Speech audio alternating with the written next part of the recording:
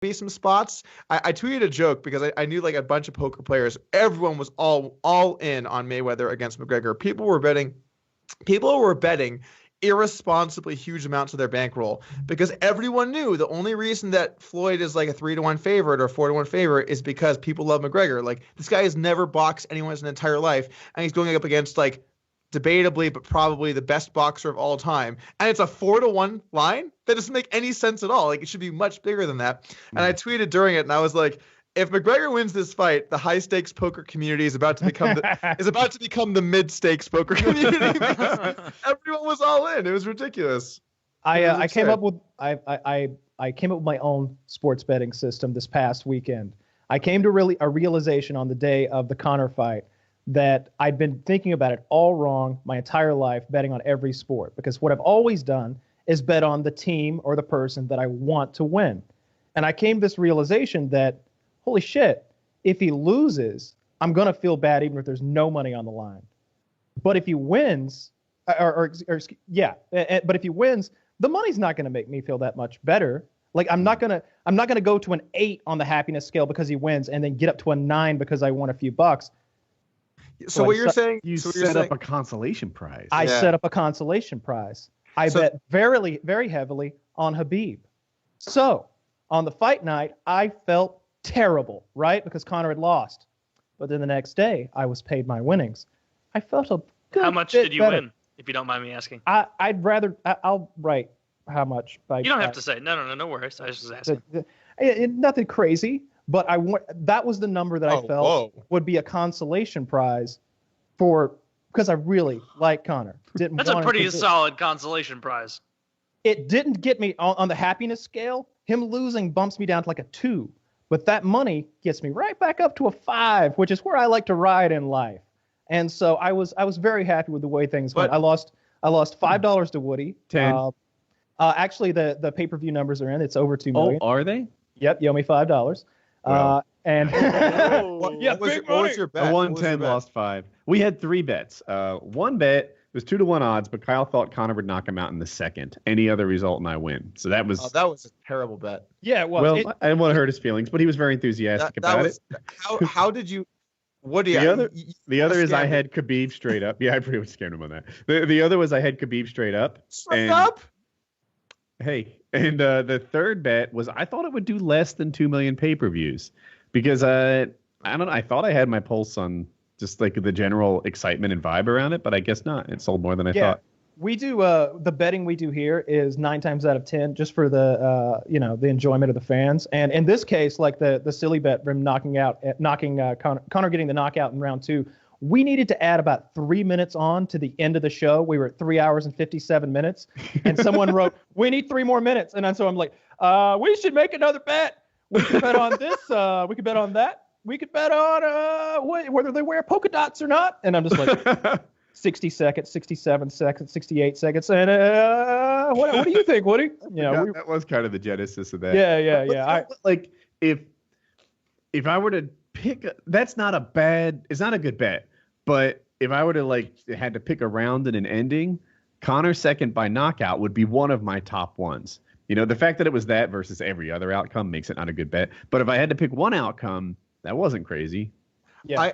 I could be wrong, but I kind of assume that first round knockout is always the most likely in MMA, just because fighters are the least tired, and so I imagine if you look at it on like a graph, I imagine that it drops slightly from 1 to 2, and then it drops more as you go towards 5. I've not looked at the data; I could be wrong. So if someone knows more than me, but I imagine that knockout round 1's more likely. But sounds right. My thought process was that Conor, if he's going to get the KO, probably needs a round to.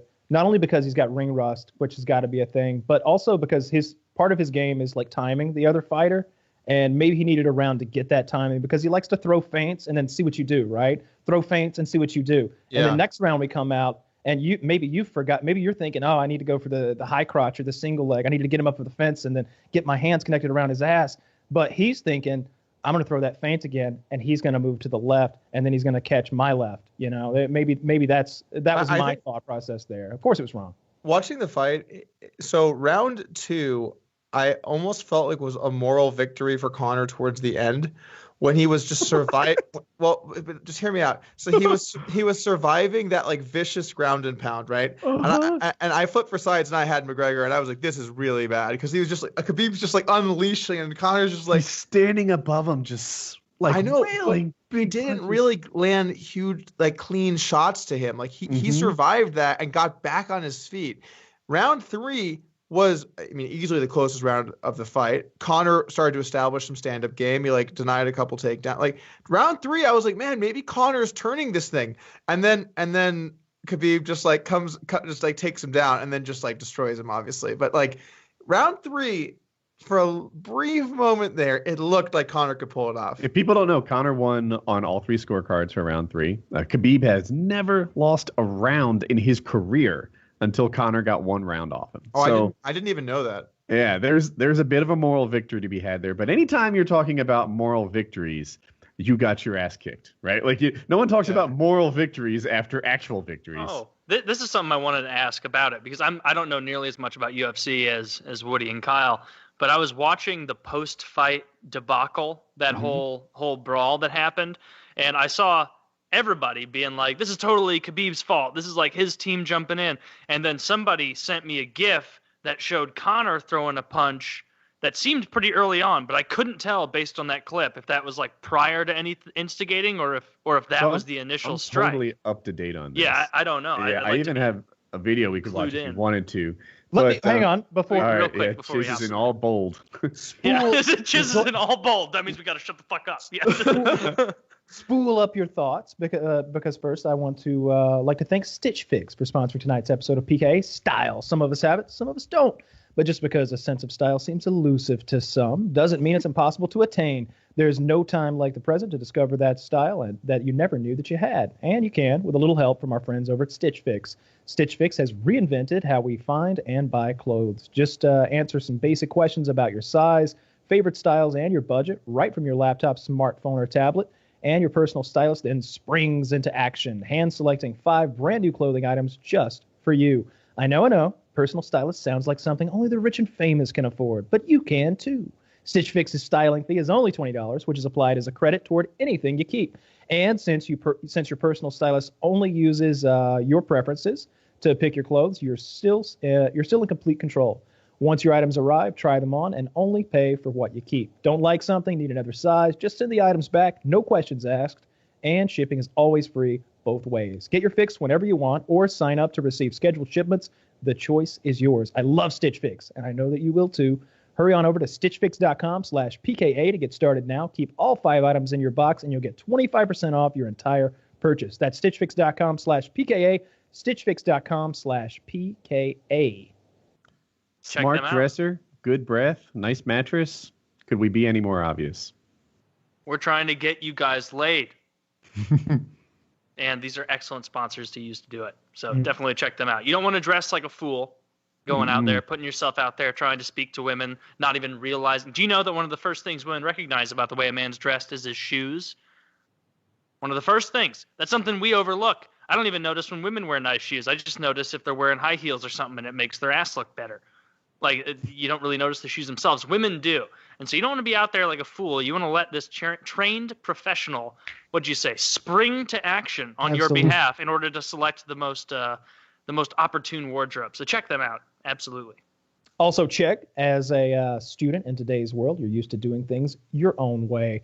And with a little help from Chegg, you can search free scholarships, browse course reviews, get 24/7 study help, and rent textbooks for a fraction of the cost of your bookstore. Chegg is the student hub that's redefining education with everything you need to make the most of any study session or breeze through the toughest homework problems. Chegg believes that online study assistants should never break the bank, so all their subscriptions are affordably priced and can be canceled at any time. Tap into Chegg's massive library of step-by-step textbook solutions covering subjects from accounting and biology to calculus and mechanical engineering. Need help with some tough problems right away? Simply use the Chegg Study app to snap a quick picture of the problem, then get an answer back from Chegg's experts in as little as 2 hours. With the Chegg mobile app, you can study at home or at your desktop or anywhere on the go. For $5 off your first month subscription, go to chegg.com/PKA and use promo code PKA. That's CHEGG.com/PKA for $5 off your first month's subscription. Check them out.